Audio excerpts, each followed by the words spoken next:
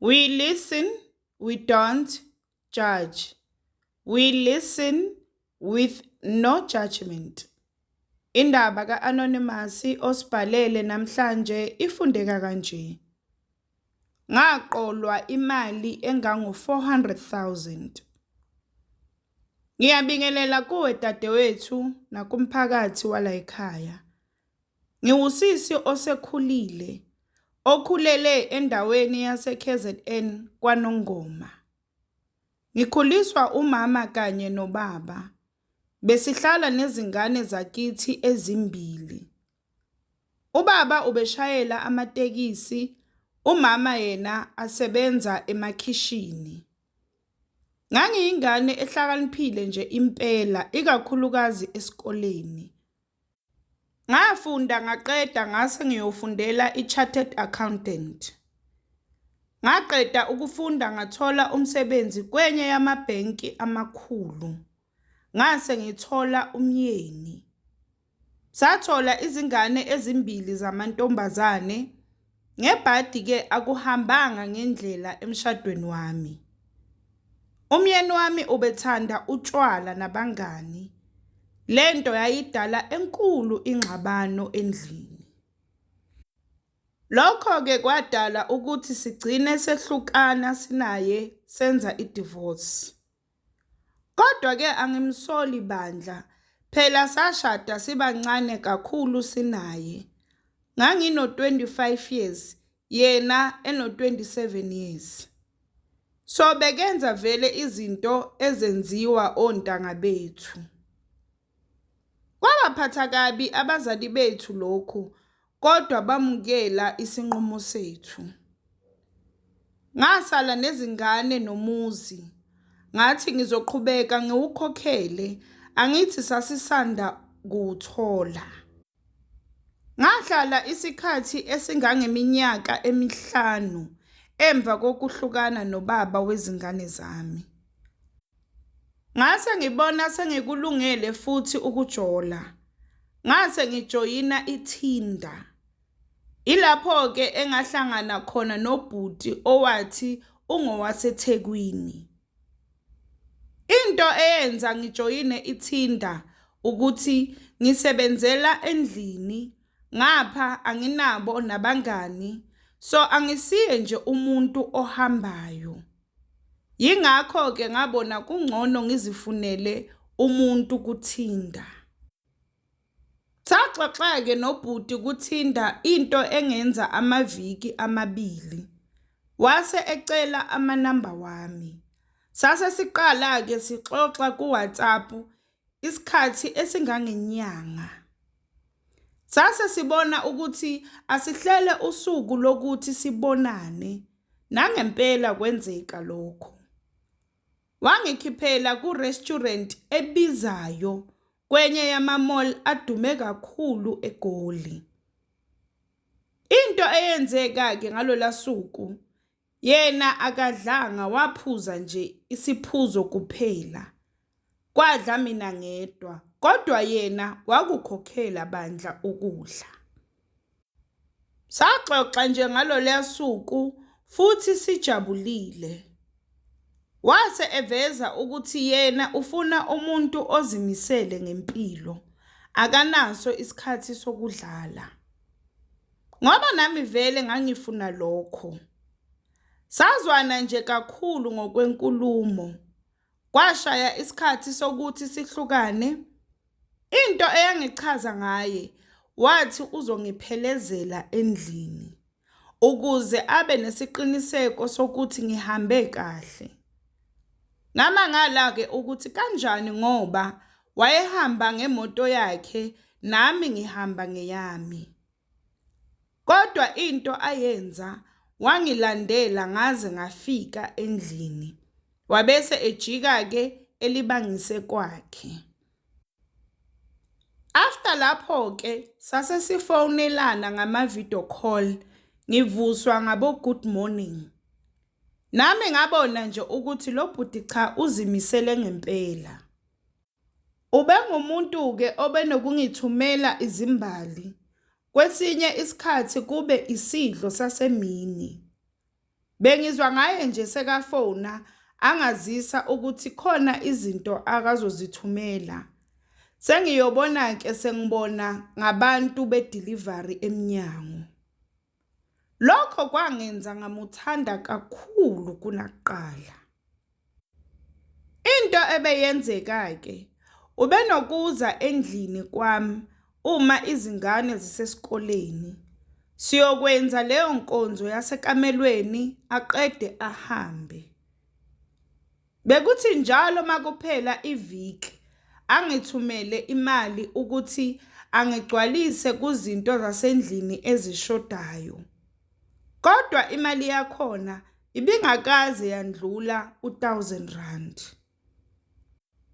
Kuthe nje ngelinye ilanga efikile endlini wangibuza ukuthi ngabe indlu ngeyami na noma ngiqhashile. Ngase ngiyamphendula-ke ngamtshela ukuthi indlu ngeyami kodwa ngisayikhokhela. Wabese ethi uyafisa ukungisiza ngaloko ukuthi nje kunezimali akazilindile. Zizothi zingangena-ke ebese engipha imali ngiqedele ukubhadala indlu. Ngavuma-ke futhi ngakujabulela lokho. Kodwa kwakunento eyangihlupha ngaphakathi ukuthi lo bhuti angikaze ngiye la kahlala khona. Phela kimi wayethe usebenza 6 days a week, u-ofa ngesonto kuphela. Nakhona lapho kuyaphoqa ukuthi aye enkonzweni ngoba lelo bandla ibandla labazali bakhe. Ngokudidwa nje uthando, ngazwisisa nje ukuthi umuntu wami ungumuntu omatasatasa. Sihambile-ke isikhathi kwaze kwafika ukuthi ngimvakashele. Ngafika ngempela ngawubona lowo muzi omabayibayi. Sahlala nje kwaze kwaba late.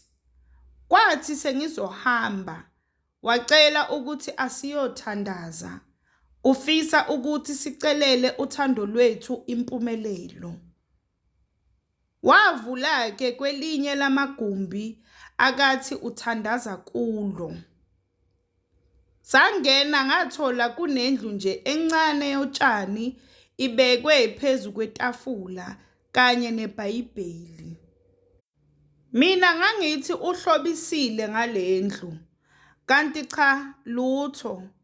Wathi indlu lena imele amadlozi, bese kuthi iBhayibheli limele uNkulunkulu. Kwangithusa-ke lokhu ngoba ngangingakaze ngakubona. Kodwa angikuxwayanga kakhulu ngoba nami ngiyakholelwa emadlozini nakuye futhi uNkulunkulu. Ngaphambi kokuba sithandaze wakhanyisa amakhandlela. Sase sikhuleka-ke. Mayeqeda lapho washisa nempepho ethi uzosicelela nakubaphansi ukuthi basivikele othandweni lwethu. Saqeda-ke ngase ngiyahamba. Emva kwalowo muthandazo ngavele ngase ngimthanda kakhulu lo bhuti kunakuqala. Bese ngijwayele-ke ukuya kwakhe kodwa bengingalali. Obekungimangaza-ke ukuthi besithi njalo uma siqeda ukwenza inkonzo yasekamelweni athathe lelo thawula esilisebenzisile alimikise kule gumbi lakhe lokuthandaza. Konke lokhu mina ngangithi cha uzimisele ngami ngoba bekathi wenzela ukuthi amadlozi wakubo noNkulunkulu basikhanyisele. Kuthe nje ngelinye ilanga wangifonela wacela ukuthi ngimboleke imali engango-5,000 ethi unenkinga yemoto. Angicicizanga ngavele ngamufakela. Kuthe nje emva kweviki wabuya esengibuza ukuthi kushoda malini ukuthi indlu iphele? Ngamutshela-ke ukuthi u-80,000.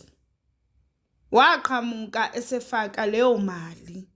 Wathi angiyobhadala indlu. Nangempela ngenza njalo. Angifuni ukungasho ukuthi ngendlela engangijabule ngayo. Ngangisho ukuthi sengimtholile uMaqondana. Wathi-ke esuka lapho wangumuntu okhuluma ngokuthi usefuna ukuyovela ekhaya. Kodwa inkinga anayo ukuthi imali yakhe ivalelwe ebhenki.